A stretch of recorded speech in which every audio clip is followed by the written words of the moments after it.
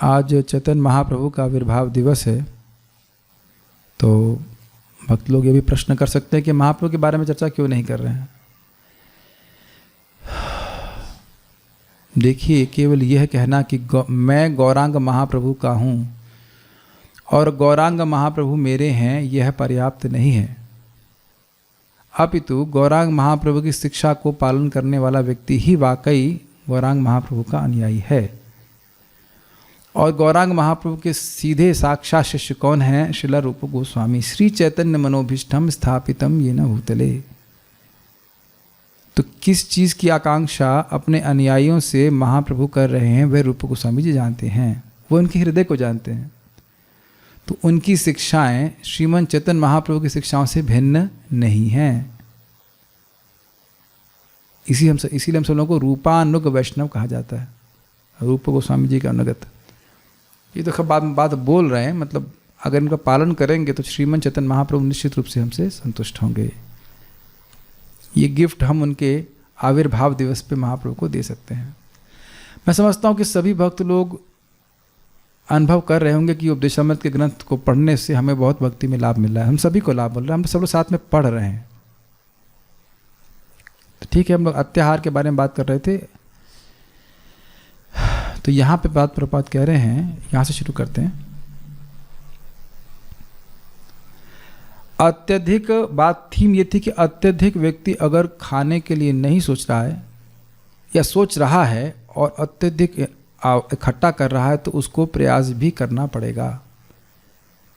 तो मूल बात है, अगर आहार कम कर रहा है, आहार का मतलब जितना आवश्यक है उतना ग्रहण कर रहा है, और जितना वस्तुएं आवश्यक हैं जीने के लिए, भक्ति करने के लिए, उतना ही संग्रह कर रहा है, तो उसको प्रयास भी कम करना पड़ेगा। मुझे हंसी इस बात पे आ रही थी कि आज एक भक्त हैं, उनकी सैलरी 1.3 लाख रुपीज़। तो स्वाभाविक सी बात है कि आप सोचेंगे कोई दिक्कत नहीं होगी, लेकिन बता रहे थे कि अपने बच्चे, लड़के और लड़की की शादी में 25-25 लाख रुपए खर्च करना है। 25 लाख। और फिर बोले 10 लाख रुपए खाने के लिए खर्च हो रहा है। 10 लाख। मुझे याद है हमारी माता जी का शरीर छूटा था, तो 1 लाख रुपए किसी भक्त ने दिए थे, उसमें 2000 लोग प्रसाद पाए थे। तब 2000 लोग तो किसी शादी में नहीं आते ना, और लोग तृप्त होके गए थे। पता नहीं आप लोगों ने प्रसाद पाया था कि नहीं, आप लोगों ने खाया था? एकदम घी में बना, एकदम तृप्त होकर गए थे। कोई एक व्यक्ति नहीं कह सकते जो कह दे कि हमको एक चीज़ अच्छी ना लगी हो। जो चाहे था पूरा पर्याप्त मात्रा में था, और लोग सुखी होकर गए थे। 1 लाख में 2000 लोग, और 2000 लोग तो किसी शादी में नहीं आते। आप लोग शादी में 2000 लोग आए थे? नहीं, मैक्सिमम 400 लोग, 500-600 लोग आते हैं। तो अब आप समझ गए ना अत्याहार और प्रयास का अंतर। सोचने वाली बात है ना। आप लोग की शादी में 25 लाख रुपए लगे थे क्या? नहीं। तो अब बताइए, ये मैं भक्त की बात कर रहा हूँ, अभक्त की बात नहीं कर रहा हूँ। तो इस प्रकार से व्यक्ति अगर अत्याहार करेगा तो उसे प्रयास करना ही पड़ेगा। उस समाज के लिए इसको कुछ समय बाद भूलने वाले हैं कि नहीं।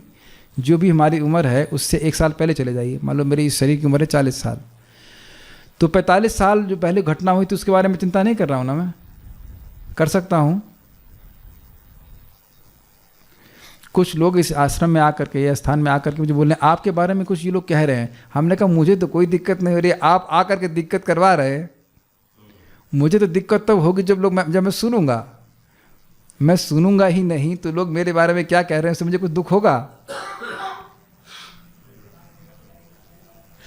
तो कभी कभी व्यक्ति समझ नहीं पाता है कि लोग दुख कैसे दे रहे। यही सब चीज़ें हैं ना, हमको बहुत प्रसिद्धि चाहिए, हमको बहुत ये चाहिए वो चाहिए। जैसे ही भावना आएगी तो व्यक्ति को प्रयास करना पड़ेगा। इसीलिए best person is a person who is lazy and intelligent. मुझे तो उसमें हंसी आ रही थी कि देखिए कैसे भगवान करते हैं। आज 3 जगह से खाने का न्योता है, 2 टिफिन आ गए और 1 जगह न्योता था। कितना खाएगा बताइए, कितना खाएगा? आप लोग के लिए भी प्रसाद हमें रखा हुआ प्रसाद ऐसे करके कितना व्यक्ति ग्रहण करेगा। मैं इस पे अपने कोई डांट रहा था, बेवकूफ़ कहीं का, तू भजन के बारे में चिंता क्यों नहीं कर रहा है? जिसकी चिंता है भोजन की व्यवस्था करने की, उसके लिए कोई चिंता नहीं। भगवान भोजन की व्यवस्था करते हैं, तुम भजन की चिंता करो कि भक्ति हो रही है कि नहीं, माला हो रही है कि नहीं, प्रचार हो रहा है कि नहीं, बाकी तो बहुत सब व्यवस्था कर दे रहा है। आवश्यकता से अधिक संग्रह करने और खाने से प्रयास अर्थात अनावश्यक उद्यम का जन्म होता है। इसको आप लोग व्याख्या हो, अभी मैं कर ही रहा था, समझ में आ गया होगा। ईश्वर की व्यवस्था के अनुसार विश्व के किसी भी भाग का कोई भी व्यक्ति शांति पूर्वक रह सकता है यदि उसके पास कुछ भूमि और एक दुधारू गाय हो। उसे जीविका कमाने के लिए एक स्थान से दूसरे स्थान पर जाने की कोई आवश्यकता नहीं रह जाती, क्योंकि वह वहीं पर अन्न पैदा कर सकता है और गाय से दूध पा सकता है। मैं ऐसे कहीं कुछ नेट पे देख रहा था, मुझे याद नहीं आ रहा, लेकिन एक आइलैंड है इंग्लैंड की तरफ कहीं पे, जो वाकई दुनिया से कोई कनेक्शन नहीं रखता। पानी दे दीजिए। वाकई वह लोग दुनिया से कनेक्शन नहीं रखते। उनके पास खेती है, खेती करते हैं और वह जो उनको आवश्यक होता है वो उगा लेते हैं, और वो उगाते हैं जिनको आवश्यक होता है। प्रभुपाद जी का फॉर्मूला था, ईट what you grow and grow what you eat. और इस प्रकार से व्यक्ति बड़े आसानी से जीवन निर्वाह कर लेता है। वस्तुतः पेट भरने, दरवाजे बढ़ा लीजिएगा, पेट भर लिया जाए और कपड़ा तन पे रहे, रोटी कपड़ा मकान जिसे कहते हैं, उसके अलावा जो भी आवश्यकता है वो अनावश्यक आवश्यकता है। हम कहते ज़रूर हैं कि उसके बिना हम जी नहीं सकते, लेकिन जी सकते हैं, तभी तो बोल रहे हैं। ठीक है, एक सूत्र यहाँ पे याद आ रहा है चाणक्य पंडित का, कौन व्यक्ति सुखी है, गृहस्थी की बात कर रहा हूँ। अगर गृहस्थी में सुख है ये मान लिया जाए तो कौन गृहस्थी सुखी में है। एक ओह ठीक है, जिसके बारे में बोला था 25 लाख वाले, वो अभी ठीक है, दिख गए, लेकिन बुरा नहीं मानेंगे, उम्मीद है कि आपने सुना नहीं। तो 3 चीज़ें हैं और उससे आप कैटेगराइज कर लो कि गृहस्थी में आप सुखी हो कि नहीं। पहला, आपके ऊपर लोन है कि नहीं। ये मैं अपने मन से नहीं बोलना, प्लीज़ ध्यान रखिएगा, चाणक्य पंडित की बात है। अगर लोन है तो टेंशन है। दूसरा, क्या आपको अपने घर से बहुत दूर जाना पड़ता है काम के लिए। ये किसी व्यक्तिगत व्यक्ति को नहीं बोल रहा हूँ, चेक कर लो। और तीसरा, क्या आपकी पत्नी प्रेम से बोलती है। हम हंस रहे हैं, पता नहीं क्या उसका, क्या मुझे नहीं पता कि क्या उसका अर्थ है। शायद लास्ट वाला होता नहीं है, वो जो प्रेम वाला बात है वो करीब 2-3 महीने के लिए ऑफर रहता है, उसके बाद तो शांत हो जाता है, ऐसा कुछ होता है। आई हैव नो आइडिया, मतलब better I don't have ever this idea, लेकिन ऐसा ये बात 3 चीज़ सिद्धांत बोलते हैं। और आप देख रहे हैं कि इस जगत में, स्पेशली अब इस समय में, ये तीनों ही चीज़ें नहीं हैं। लोग लोन ले लेते हैं, उनको अपना काम करने के लिए बहुत दूर जाना पड़ता है।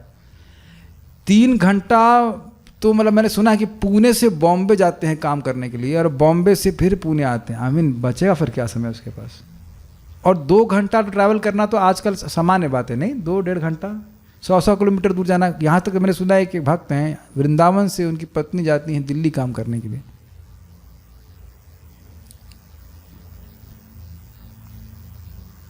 एनीवेज, कहाँ सुख है। और आप ये देखिए कि जब प्रभुपाद ये बात बोल रहे हैं तो हमारा मन स्वीकार नहीं कर रहा है। क्या अन्न कमा करके, अन्न उगा करके, गाय को पाल करके हम सुखी रह सकते हैं। कौन व्यक्ति हाथ खड़ा करेगा जो मान लेगा कि ये बात को हम स्वीकार कर रहे हैं। हो जाएगा ठीक है, लेकिन कर तो नहीं रहा है ना। तो हो जाएगा कह रहे हैं, लेकिन पहले यही होता था कि लोग सादा जीवन सहज रूप से, भक्ति ना भी करें तो भी सादा जीवन ही जीते थे। जब मैं गौशाला को देख रहा था तो मुझे आश्चर्य होता था कि हमारे ग्वाले टीने में रह जाते थे, टीना, ओनली टीना, नो फॉल सीलिंग, और सो जाते थे। कभी नहीं बोलते थे कि हमें नींद आने में कोई दिक्कत आ रही है। इस बात का मुझे अनुभव है, आप लोग आपको बताने थोड़ी शर्म आ रही, लेकिन हम एक बार CMS कॉलेज में पढ़े थे, तो CMS लखनऊ में हमको दूसरी ब्रांच में हम लोग को सेवा करने के लिए बुलाया गया था।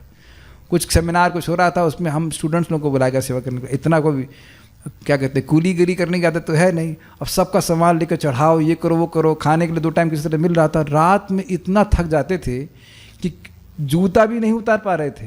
तो किस लड़के का जूता मुंह के पास रखा है ये भी याद नहीं था, भी याद नहीं था, और हम सो जाते थे। और अभी थके नहीं हैं तो भी तो सोचता AC चाहिए, ये चाहिए, वो चाहिए, तब नींद आएगी। एकदम मैं उस घटना को, ऐसी नींद मुझे ज़िंदगी में कभी नहीं आई। इतना थक गया था कि पता भी नहीं चला कि सुबह कब हो गई, और पता लगा किसी का जूता जो है मुंह के पास पड़ा वो भी किसी का मुंह। इस प्रकार से व्यक्ति को नींद घेर लेती है। तो जीवन को सिंपल करेंगे तब हम भगवान के बारे में आसानी से भक्ति कर सकते हैं। इससे सारी आर्थिक समस्याएं हल हो सकती हैं। सौभाग्यवश मनुष्य को कृष्ण भावनामृत के अनुशीलन अथवा ईश्वर को समझने तथा उनके साथ अपने संबंध तथा जीवन के चरम उद्देश्य ईश प्रेम को समझने के उच्चतर बुद्धि प्रदान की गई है। बहुत सुंदर बात प्रभुपाद जी कहते हैं। देखिए, कुछ लोग कहते हैं कि भगवान हम पर कृपा करेंगे तब हम भक्ति करेंगे। भगवान परम पूज्य राधा गोविंद महाराज इस बात को कह रहे थे कि देखिए, भगवान ने हमको मनुष्य देह दी है, यही सबसे बड़ी कृपा भगवान की है। यहाँ पे हमारे सामने 4 भक्त बैठे हैं और जूम पे भी कुछ लोग हैं, लेकिन अब वृंदावन के सारे बंदरों को इकट्ठा कर लीजिए। आज दोपहर में भी 3 बंदर आए थे, 3-4 बंदर आए थे, लेकिन वो उनका आग्रह बिल्कुल नहीं था कि उपदेशामृत के उपदेश हमको दिए जाए, है कि नहीं। मुझे याद है गौशाला में 110 स्टूडेंट आए थे, BMS से आए थे। तो मैं कुछ प्रवचन कर रहा था, सामने ही पेड़ पे बंदर ऐसे ऐसे देख रहा था उसके मतलब का कुछ वहाँ पे नहीं हो रहा था, उसको कुछ मतलब नहीं समझ में आ रहा था। तो महाराज बड़ा विनोद में कहते हैं कि वृंदावन का बहुत सीनियर बंदर भी हो, वरिष्ठ बंदर भी हो, तो भी गीता की एक बात भी नहीं समझ सकता। लेकिन देखिए, सीन चेंज कीजिए। मैं आपको बताया था कि मेरी बहन आई हुई थी, उनकी बच्ची 3 साल की है। अब पता नहीं उसने कहाँ प्रवचन कैसे सुना उसने, तो उस बहन ने बोला, देखो तुम खाओगी नहीं तो तुम्हारा देह है, तुम्हारा शरीर खराब हो जाएगा। तो बोलती, मैं शरीर नहीं हूँ, मैं आत्मा हूँ। 3 साल की बच्ची ये बोलने में समर्थ हो रही है। तो आप देख सकते हैं मनुष्य जीवन में और पशु जीवन में कितना अंतर, यही प्रभा समझा रहे हैं। ये हमारा भाग्य है और इस भाग्य को हमें अंडर एस्टिमेट नहीं करना चाहिए, ठीक है। ये एक बात आप समझ लीजिए कि आप सभी लोगों की रुचि कृष्ण भावना में हो गई है। अब तो आप भगवान के पास जाओगे ही, कालांतर की बात, काल की बात है बस। आज मैं देख रहा था आपको बहुत अच्छे से जप करते हुए, मुझे बड़ी प्रसन्नता हो रही थी, बहुत अच्छा लग रहा था। जो व्यक्ति बढ़िया से जाप कर रहा है, भगवान के बारे में सुनने का आग्रही है, वह भगवान के धाम जाने की योग्यता को प्राप्त कर चुका है। ये समझ लीजिए। बस केवल जैसे होता है ना, वो आपकी गाड़ी 9 घंटा लेट है, 10 घंटा लेट है, ऐसा है। लेकिन ऐसा नहीं है कि गाड़ी नहीं आएगी, टिकट हमारे पास है, we don't have to drop it. भगवान का भक्ति करें, नाम उच्चारण करें, पक्का भगवान के पास चले जाएंगे। आज भी परम श्रीमान मुकुंद दत्त प्रभु बता रहे थे, प्रभुपाद जी के शिष्य, की देखिए, ये हमारा बहुत बड़ा सौभाग्य है कि हम आज जानते हैं कि चैतन्य महाप्रभु का आविर्भाव दिवस है और चैतन्य महाप्रभु किस लिए आई है, हम कुछ बात जानते हैं। ये कोई सामान्य बाई चांस नहीं है कि हम महाप्रभु के बारे में जानते हैं। ये जिस मंत्र को महाप्रभु दिए हैं वह हम उसके बारे में जानते हैं, ये कोई सामान्य बात नहीं। यही प्रभुपाद बता रहे हैं कृष्ण भावना के अनुशीलन के लिए। अब देखिए, सिंपल सी बात है, यहाँ आप एक चीज देखिए, सौभाग्यवश मनुष्य को कृष्ण भावनामृत की अनुशीलन मतलब अभ्यास। अनुशीलन का मतलब ही होता है, शील शब्द का अर्थ ही होता है अभ्यास। अनुशील का मतलब बारंबार अभ्यास करना, अपने मन से, अपनी वाणी से और अपने शरीर से। इस शील शब्द का अर्थ होता है। कृष्णानुशीलनम शब्द कहा गया है। यह एक सौभाग्य है जो मुझको प्राप्त है, आपको प्राप्त है। यह सौभाग्य है, यह कोई बोझा नहीं है। जैसे समझिए, भारत में NSG कमांडो की ट्रेनिंग होती है, तो आप जानते होंगे कि बहुत कठिन है, लेकिन जो उसको स्वीकार कर रहा है वो अपना भाग्य मानता है। सब लोग समझ पा रहे हैं इस बात को जूम पे भी। यद्यपि ट्रेनिंग कठिन है, लेकिन फिर भी वह अपना सौभाग्य मानता है कि इस ट्रेनिंग को पूरा करके मैं किसी लायक बन जाऊंगा। इस उसी प्रकार से इंद्रिय संयम कठिन लग सकता है, लेकिन वस्तुतः जिस प्रकार का इंद्रिय संयम हमको बताया गया वो बहुत आसान है। आप लोग सभी लोग अभ्यस्त हो गए, सुबह उठने में कोई कठिनाई नहीं होती, क्लास में सोने में भी कोई कठिनाई नहीं होती नहीं होती। प्रसाद खाने में कोई कठिनाई है? कोई भी कठिनाई नहीं है। और आज भी मैं जब प्रसाद पा रहा था तो तुरंत मेरी दृष्टि चेंज हो गई और मैं सोचने लगा कितने कितने बड़े यज्ञों का लाभ मुझे मिल रहा है हर कौर से। भले आलू सब्जी खा रहा हूँ, कौन व्यक्ति समझ पाएगा कि इस अभ्यास से कितना बड़ा पुण्य मुझे प्राप्त हो रहा है। एक एक कौर विष्णु प्रसाद का पाने से व्यक्ति भगवान के कम से कम मनुष्य की योनि प्राप्त करेगा, कम से कम। तो ये हमारा सौभाग्य है। दूसरा पॉइंट क्या देख रहे हैं? ईश्वर को समझने तथा उनके साथ अपने संबंध तथा जीवन के चरम उद्देश्य ईश प्रेम को समझने के लिए उच्चतर बुद्धि प्रदान की गई है। यह तो आप देख ही रहे हो कि मनुष्यों और पुरुषों में कितना अंतर है बुद्धि की दृष्टि से, और यह नहीं समझ पाते ना कि ये बुद्धि का अंतर हो कैसे रहा है। मैं ये जो बातें पढ़ रहा हूँ, पहली बात ये भी मुझे समझ में नहीं आ रहा कि मैं पढ़ कैसे पा रहा हूँ, और मैं बोल रहा हूँ और आप समझ रहे हैं और हम सब समझ रहे हैं, और यहीं बाहर बंदर कूकू करता रहेगा। उस दिन देखा था क्लास के समय बंदर आ गया था बीच में, वो कुछ नहीं समझ पा रहा है, यद्यपि शब्द हो रहा है। It's a very special mercy. तो महाराज बोल रहे थे कि भगवान ने आपको मनुष्य देह दिया है, वैष्णवों को संग दिया है, अब और भी क्या भगवान चिट्ठी लिखेंगे तब भजन करोगे? इसीलिए प्रभुपाद जी के ग्रंथ पढ़ के सुन करके व्यक्ति का मन वापस रीफोकस हो जाता है ना। आप लोग अनुभव करते हैं कि दिन में डीफोकस होने की बहुत संभावना होती है, भक्ति को छोड़कर कुछ और महत्वपूर्ण है। आप लोग के संग, मेरे संग तो होता है, आप लोग संग भी होता है क्या ऐसा? इसलिए आकर वापस फिर अपना फोकस बना लेना चाहिए शाम के समय कि भाई भक्ति से अधिक महत्वपूर्ण कुछ भी नहीं है। आगे बढ़ते हैं।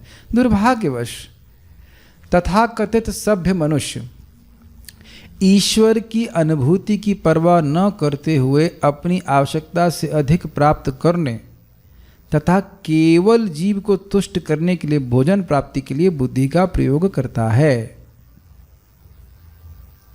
ये तो मैंने आंखों से देखा है, एकदम आंखों से। उस स्थान पर रहा भी हूँ। दिल्ली में हमारे एक मित्र हैं, उनके परिवार के घर में हम लोग वहाँ पर रुके थे, कुछ कार्यक्रम था। तो उनका 4 माले का मकान है, वो केवल 3 या 2 माले यूज़ करते हैं। पहला ऊपर वाला माला खाली ही था, तो उसमें हम लोग रहे थे, ऊपर हेवनली प्लैनेट्स में कह लीजिए। और ऐसे ही 4 माले का मकान और बगल में बना हुआ था, जिसमें कभी कोई रहने वाला नहीं था। I think this makes the whole thing very clear. कितने ही भक्तों की हम काउंसलिंग में देख रहे हैं कि परेशानी इसलिए है कि मकान है, फिर एक और मकान खरीदा हुआ, उसके लिए लोन लिया हुआ है। गलत तो नहीं बोल रहा हूँ ना? और उसकी वजह से टेंशन है। मुझे तो बड़ी मतलब और प्रचार करने की इच्छा होती है कि कम से कम लोग लोन लेने से तो बच जाएंगे ना। वो भी मुझे आज तक समझ नहीं आया कि जब खुद का मकान है तो फिर दूसरा एक और मकान लेने की क्या आवश्यकता है, और फिर उसके लिए वो भी उसके लिए कि लोन लेकर के। अब मुझे समझ में आ रहा है कि लोग क्यों लेते हैं, सोचते हैं हाँ भाई लोन लेंगे तो उसमें तो 5% मिलेगा, है ना, और ये मकान डबल हो जाएगा। लेकिन इन सारे ऐसा सोचते हैं ना, उसके बाद मकान बिकेगा नहीं, और इसी उलझन में करते करते ये व्यक्ति, ये किराएदार मर जाएगा। समझ में आ गया? किराएदार दे में रह रहा है। कोई विरोध किसी का भाई हाथ कोई चैलेंज करना चाहता नहीं। इसे कहते हैं नस पे दबा देना। मुझे तो अद्भुत बेवकूफी लोगों की लग रही है। क्या कर सकते हैं, बुद्धि नहीं है। ऐसा लोग सोच रहे हैं कि हम लोमस ऋषि के वंशज हैं, अब ब्रह्मा जी की परम आयु जब समाप्त होगी तब हमारा एक बाल गिरेगा और तब हम जिएंगे। ठीक है। दूसरा बड़ी इंटरेस्टिंग बात है, एक और आपको बहुत मज़ेदार बात बताई। ये इंडोनेशिया में हुआ था, बहुत मज़ेदार। देखो, हम एक बहुत धनाढ्य व्यक्ति हैं, माता जी थी वहाँ पे, और नाम नहीं रख रहा हूँ, तो उनके घर में कार्यक्रम था, हाउस प्रोग्राम। तो हम लोग पहुँचे वहाँ पे, और कम से कम 25 जोड़े चप्पल वहाँ पे रखे हुए थे। तो मैं बड़ा प्रसन्न होने को, वाह सब लोग, ये लोग पहले आ गए, ये तो बड़ा अच्छी बात है, ऐसा कैसे हो सकता है। तो जब अंदर देखा तो पूरा खाली। तो हमने कहा ये 25 जोड़े किसके? कहते हैं मेरे हैं। उन एक माता जी के 25 जोड़े चप्पल। तो बताइए, महीने में हर दिन एक नई चप्पल पहनेंगे ना, आवश्यकता से अधिक हुआ कि नहीं?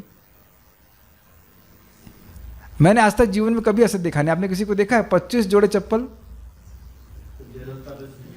आपने आंखों से नहीं देखा ना कभी, अपने आंखों से कभी देखा नहीं होगा। मेरे तो आश्चर्य हो गया था। देखिए, अगर आप भक्ति कर रहे हैं गंभीरता से, तो अपने आप ही आपको परेशानी होने लगेगी उन वस्तुओं के इकट्ठा होने से अपने इर्द गिर्द, जिनका उपयोग आप नहीं करते हो, है कि नहीं? शायद सभी, कोई विरोध नहीं कर रहा है। वेरी गुड, आज मैं चैंपियन हूँ। जो बातें बोल रहा हूँ मैं रियलाइज नहीं, इसलिए शायद नहीं काट पाएंगे।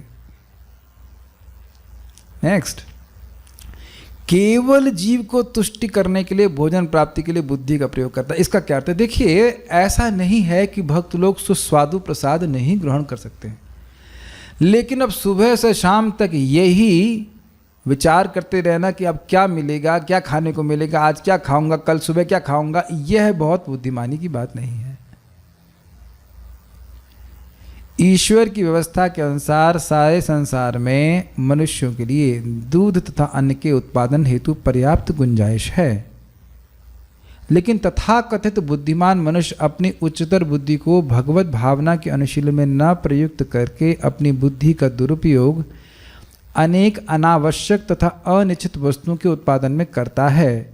इस प्रकार फैक्ट्रियां, कसाई घर, वैश्यालय तथा मदिरालय खोले जाते हैं। ये बहुत सुंदर बात है। प्रभुपाद जी ने 2 शब्द इस्तेमाल किए हैं, तथाकथित बुद्धिमान। क्यों? So called intelligent. देखिए, यहां शब्द यूज कर रहे हैं अनावश्यक तथा अनिच्छित। क्या खाने के लिए गेहूं पर्याप्त नहीं है?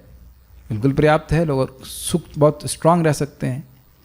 तो प्रभुपाद जी कह रहे हैं कि यह तो भगवान ने दे रखा है, और क्या नट बोल्ट व्यक्ति खा सकता है? तो उत्तर है नहीं खा सकता है। तो आप देखेंगे कि फैक्ट्री अनावश्यक हैं और अनिच्छित भी हैं।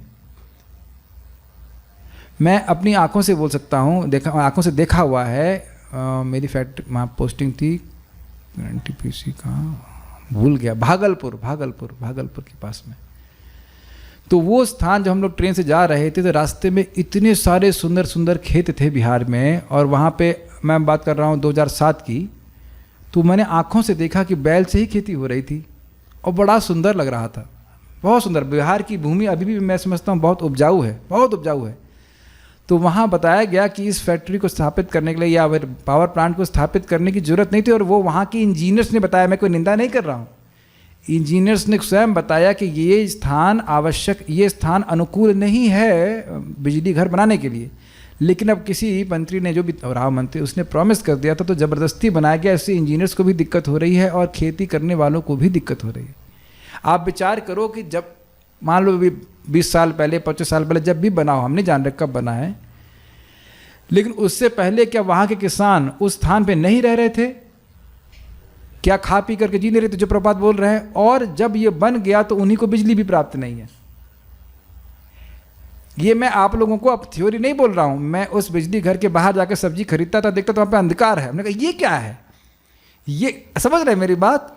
वो लोग लालटेन ऐसे करके सब्जी बेच रहे हैं। मैं कहा इधर बिजली घर और आप लोग के पास बिजली ही नहीं है।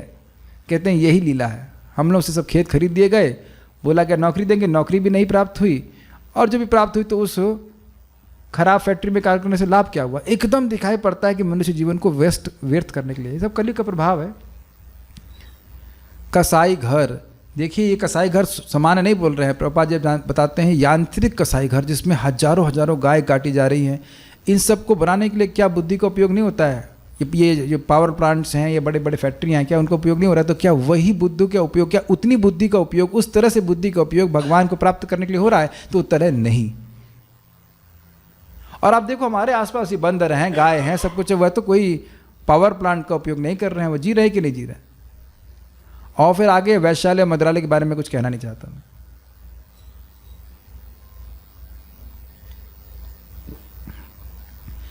यदि लोगों को अधिक सामान एकत्र न करने, अधिक न खाने या कृत्रिम सुविधाएं प्राप्त करने के लिए अनावश्यक प्रयास न करने के लिए परामर्श दिया जाता है, तो वे सोचते हैं कि उन्हें आदिम जीवन शैली की ओर लौटाया जा रहा है। सामान्यतः लोग सादा जीवन और उच्च विचार को स्वीकार नहीं करते, यही उनका दुर्भाग्य है।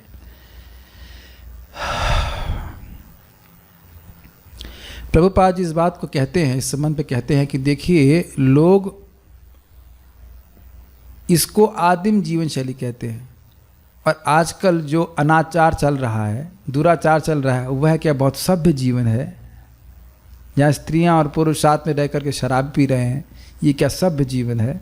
एक व्यक्ति ने एक भक्त माता जी को बोला, एक माता जी जो अभक्त थी, उन्होंने भक्त माता जी को बोला तुम लोग तो बैकवर्ड हो, क्योंकि वो अपने शरीर को ढक के रखती थी।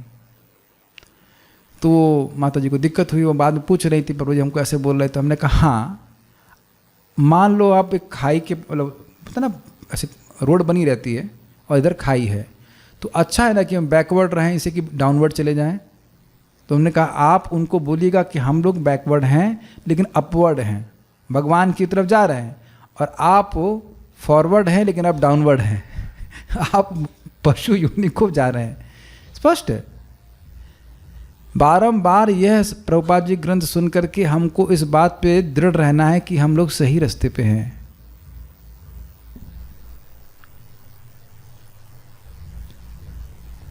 आगे पढ़ते हैं।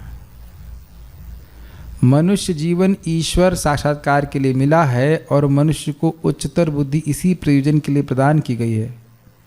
अब मैं केवल इस बात को हाईलाइट करना चाहता हूं, एक शब्द है इसी।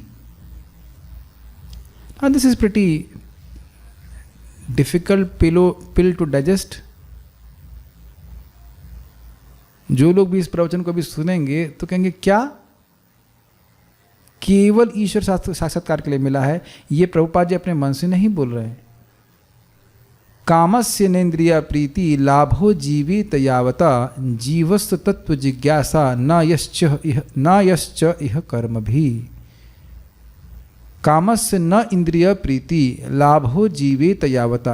काम को, अपनी इच्छाओं को, life desires should never be directed towards sense gratification. कामस्य न इंद्रिय प्रीति, अपने जीवन की इच्छाओं को इंद्रिय प्रीति के लिए कभी भी नहीं लगाना चाहिए।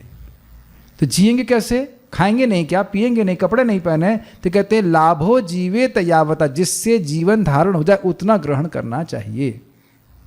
तो फिर क्या करें जी करके? तो कहते हैं जीवस्य तत्व जिज्ञासा। क्या सुंदर बात है, बताइए। इस जगत में मैं एक रिश्तेदार को पूछ रहा था आप इतनी मेहनत क्यों करते हो? तो कहते हैं सरवाइव करने के लिए। फिर मैंने पूछा सरवाइव क्यों करना चाहते हो? चुप। जिए क्यों, इस प्रश्न का उत्तर लोगों के पास नहीं है। जिए कैसे ये भी नहीं जानते, और जिए क्यों ये प्रश्न का उत्तर नहीं है। और भागवत बोलती है जीवस्य तत्व जिज्ञासा न यश्च इह कर्म भी। इस जगत में और व्यक्ति का कोई कर्म होना ही नहीं चाहिए, केवल तत्व जिज्ञासा होनी चाहिए कि मैं हूं कौन। यही बात बोल रहे हैं। अतः जो लोग यह विश्वास करते हैं कि यह उच्चतर बुद्धि उच्चतर अवस्था प्राप्त करने के लिए है, उन्हें वैदिक ग्रंथों के आदेशों का पालन करना चाहिए।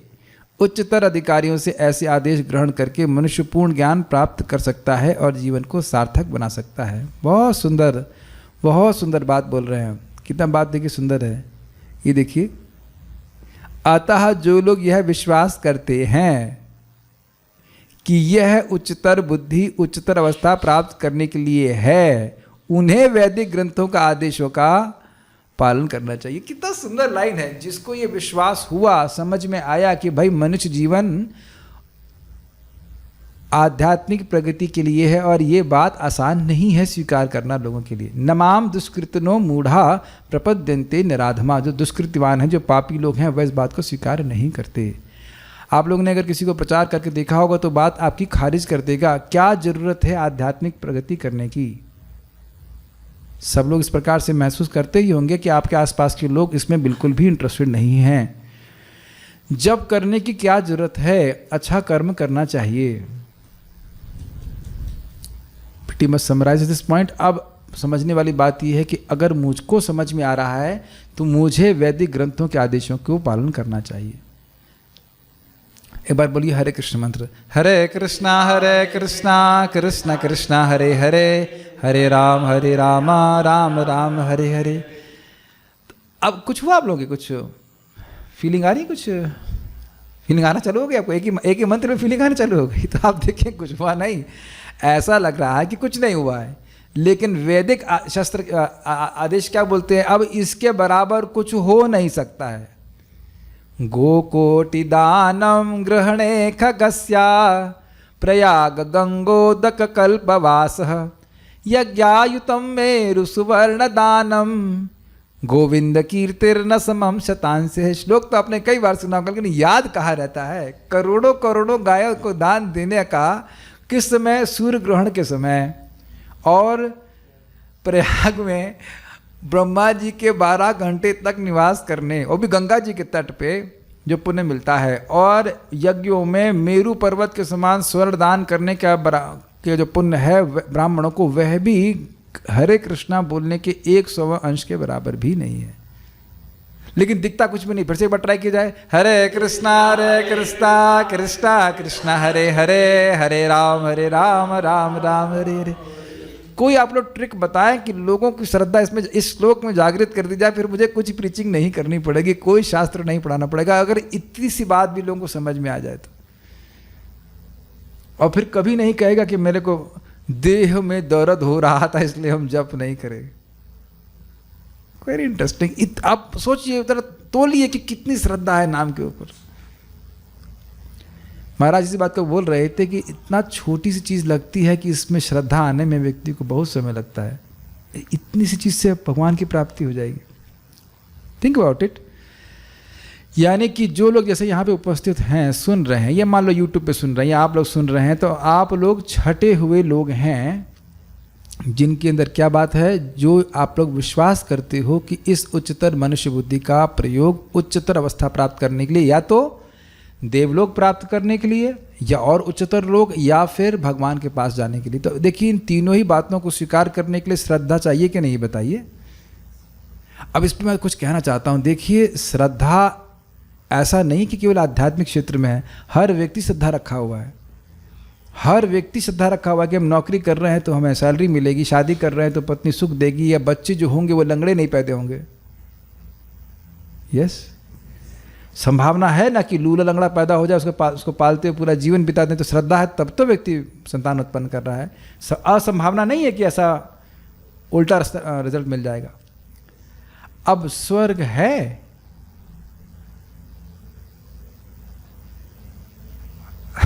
आप लोग का कोई उत्तर नहीं आ रहा है। स्वर्ग है, अच्छा चलिए, स्वर्ग नहीं दिख रहा, चंद्रलोक दिख रहा है, सूर्यलोक दिख रहा है, भले इंद्रलोक नहीं दिख रहा है, लेकिन ये तो दिख रहे हैं। और मंगल ग्रह भी दिखाई पड़ता ही है यहाँ से हल्का सा लाल लाल। तो जिस रूप में दिख रहे हैं वैसे एक वैदिक अनुयायी ग्रहण नहीं करता। वो जानता है कि इसमें सूर्यदेव हैं, सूर्य के रथ हैं, वह भले दिख ना रहे हों, लेकिन शास्त्र के आधार पर स्वीकार करता है। तो यहाँ पे वह एक श्रद्धा की छलांग लगाता है। क्यों? क्योंकि उसके पास कोई ऑप्शन नहीं है। भगवान का धाम है या नहीं, ये हम अपनी बुद्धि के द्वारा समझ नहीं सकते हैं, लेकिन शास्त्र की बात को यथावत स्वीकार करेंगे तो वहाँ के जाने के लिए प्रयास करेंगे। अब मैं समझा पाया मैं क्या कह रहा हूँ? कोई देवलोक को देखे नहीं हो लेकिन सुने हैं, तो वहाँ सुन करके उसके अनुसार प्रयास करेगा तो देवता की प्राप्ति हो जाएगी। उसी प्रकार से भगवान का धाम वैसे ही सत्य है जैसे चंद्रमा और सूर्य, लेकिन जब सुनेंगे तब उसके अनुसार प्रयास करेंगे और भगवान के पास चले जाएंगे। ये बात समझा रहे हैं प्रभुपाद जी। तो ये सौभाग्यशाली लोगों के लिए है।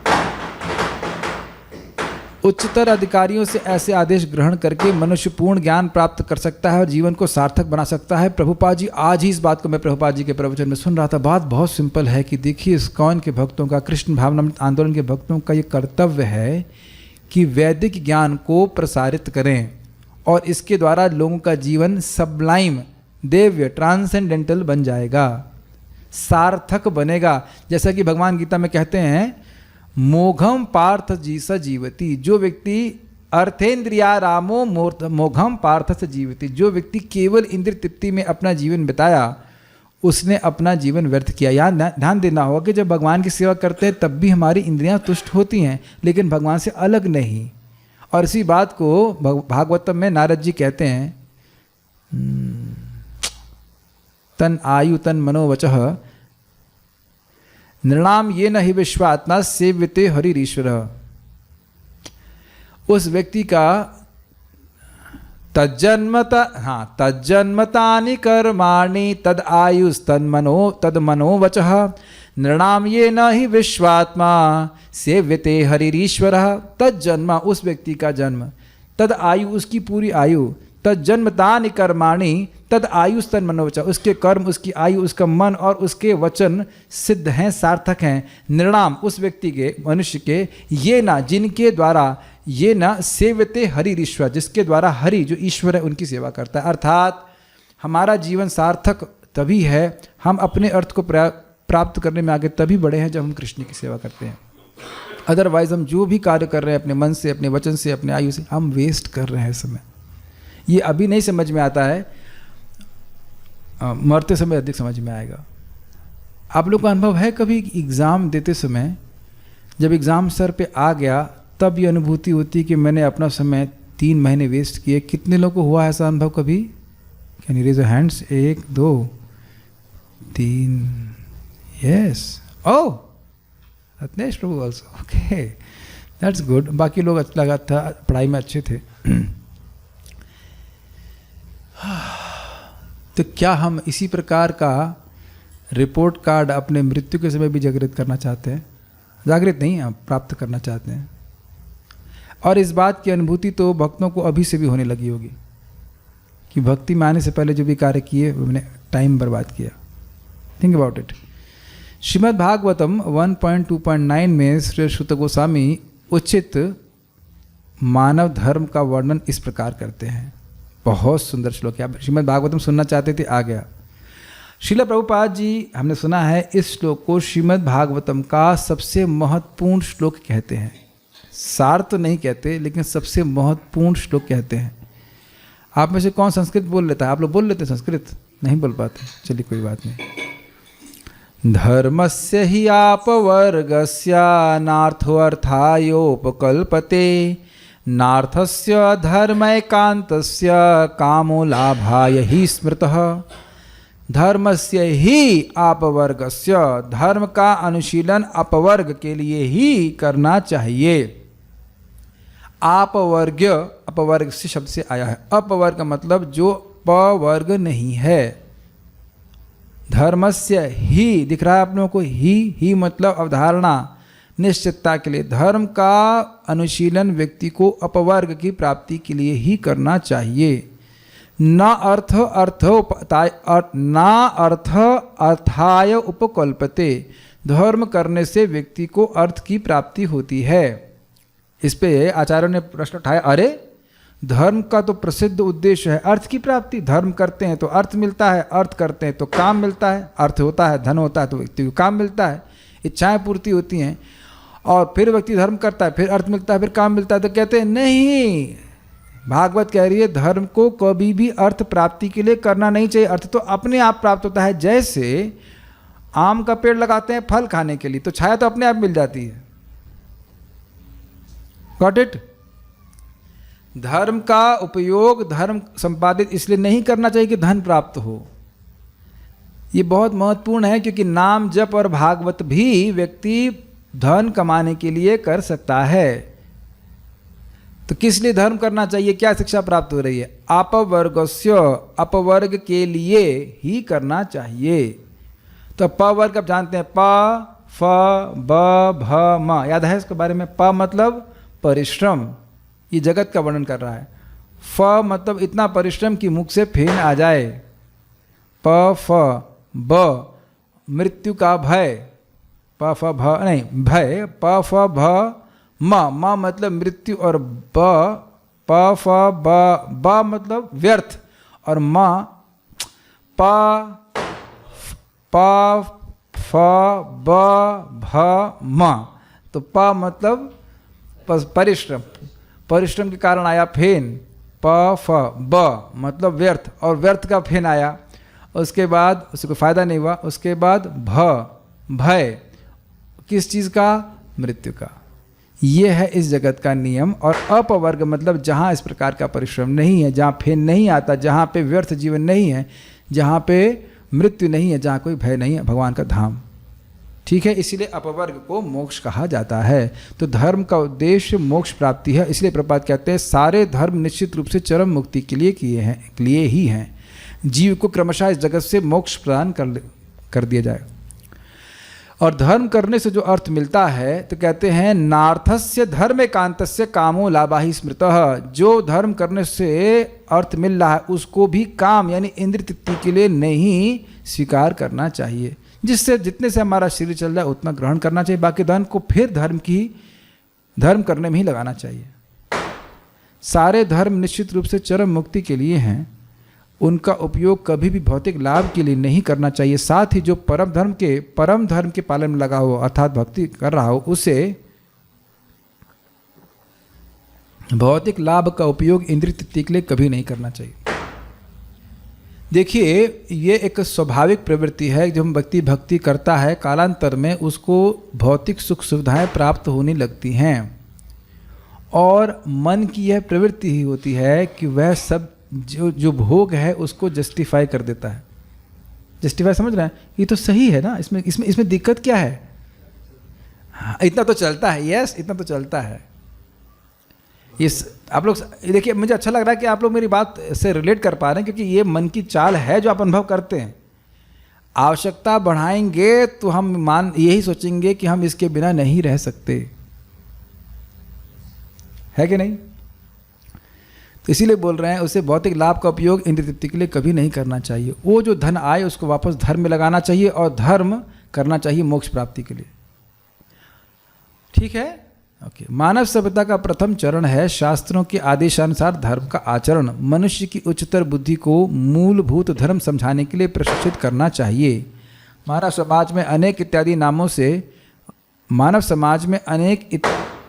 नामों से वर्गीकृत होती हैं। ये क्या अजीब सी हिंदी है, क्योंकि धर्म के बिना मानव समाज पशु समाज से बेहतर ही नहीं है। मानव समाज अनेक नामों से,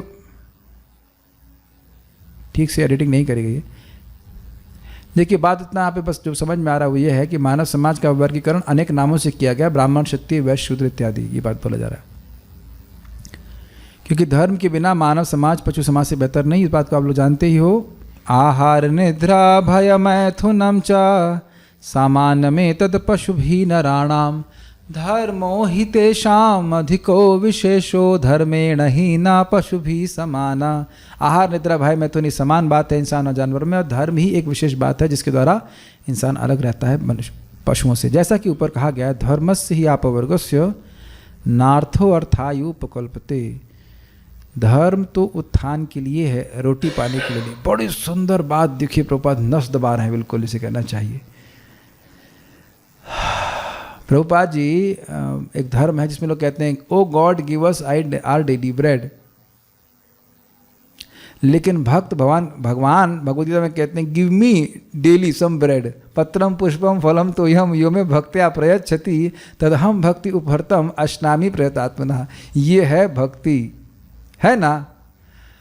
अब ये तो प्रश्न करने की आवश्यकता ही नहीं कि किसके घर में रोज भगवान को ब्रेड खिलाई जा रही। रोटी इज ऑल्सो ब्रेड, रोटी दाल सब्जी खिला ही रहे ना। तो कुछ उच्चतर हुआ कि नहीं? एक व्यक्ति जा रहा है भगवान के पास ये बोलने के लिए कि भगवान हमें रोटी दो, तो सेवा ले रहा है भगवान से, और भक्त भगवान को रोटी खिला रहे हैं। कुछ अंतर हो गया? यस। और प्रभुपाद जी कहते हैं, देखो अगर तुम मंदिर नहीं भी जाओगे तब भी भगवान रोटी खिलाएंगे। और ये हमारा भी अनुभव है कि मंदिर नहीं जाते थे, जैसे मैं तो शायद कभी मंदिर गया ही नहीं, एक्सेप्ट शिव जी की और हनुमान जी के मंदिर कभी कभी, वो भी लड्डू खाने के लिए। नज़र लड्डू पे रहती थी, शिव जी के ऊपर नहीं रहती थी। तो आप में से भी कुछ लोग ऐसे हो सकते होंगे शायद जो मंदिर कभी ना जाते हों।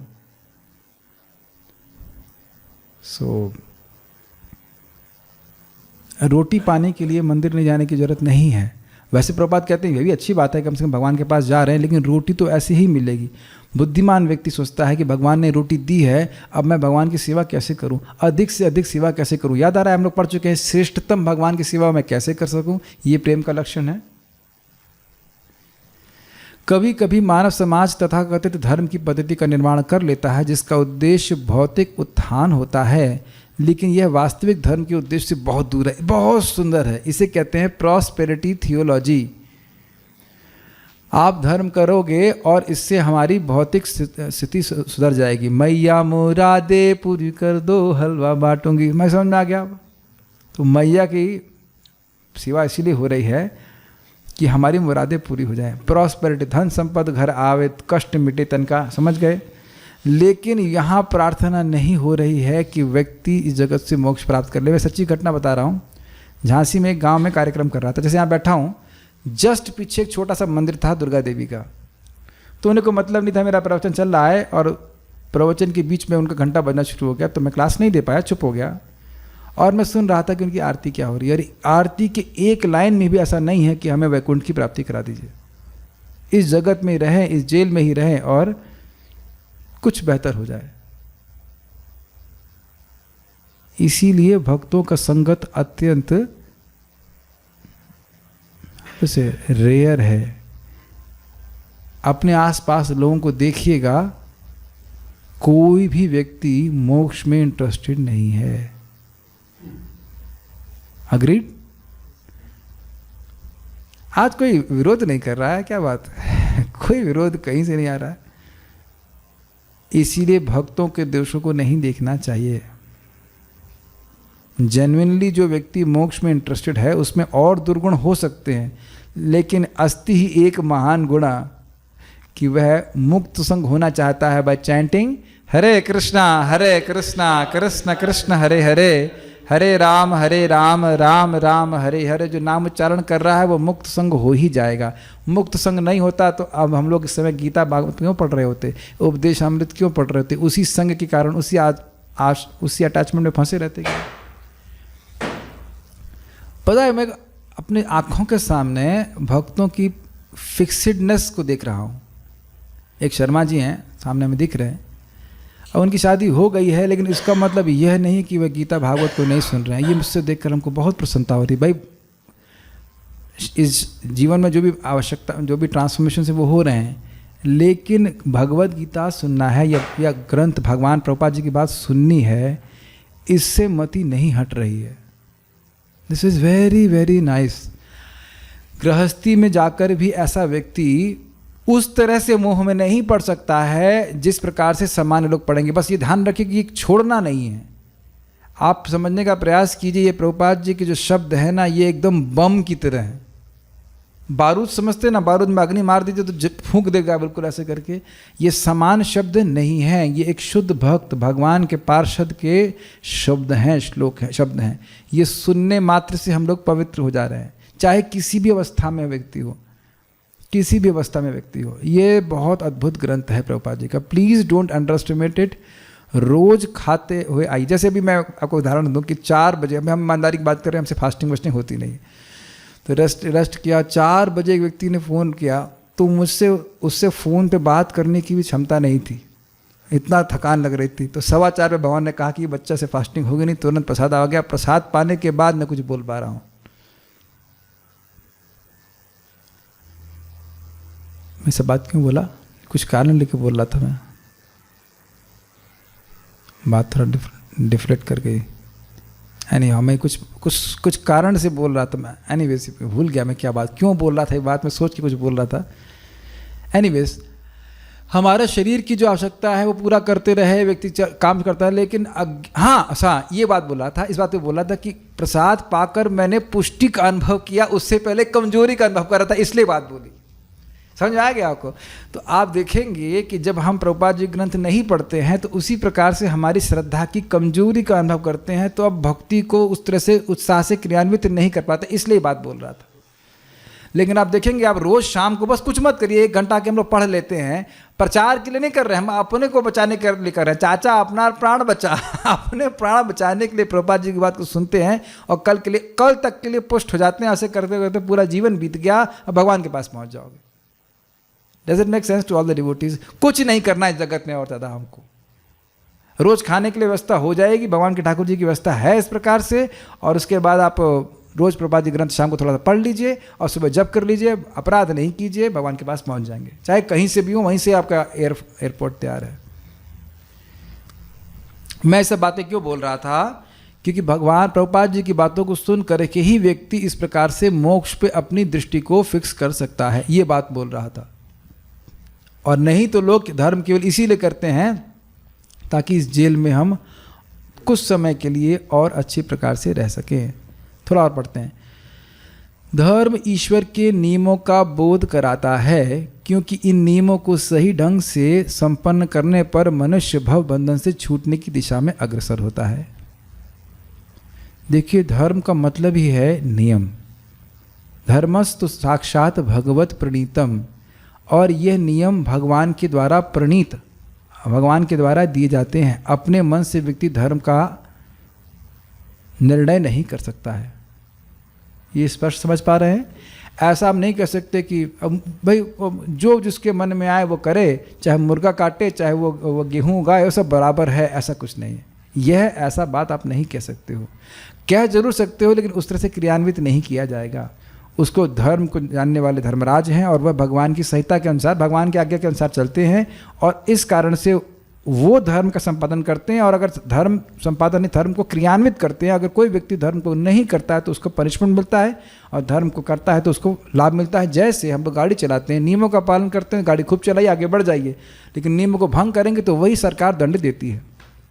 नेक्स्ट, यही धर्म का असली प्रयोजन है। क्या धर्म का असली प्रयोजन है? क्रमशः जीव मुक्त होकर के, शुद्ध होकर के मोक्ष की तरफ जाए। अब बड़ी सुंदर बात सुनिए, आप लोगों ने कई बार सुना होगा अथाथो ब्रह्म जिज्ञासा, सुना है ना?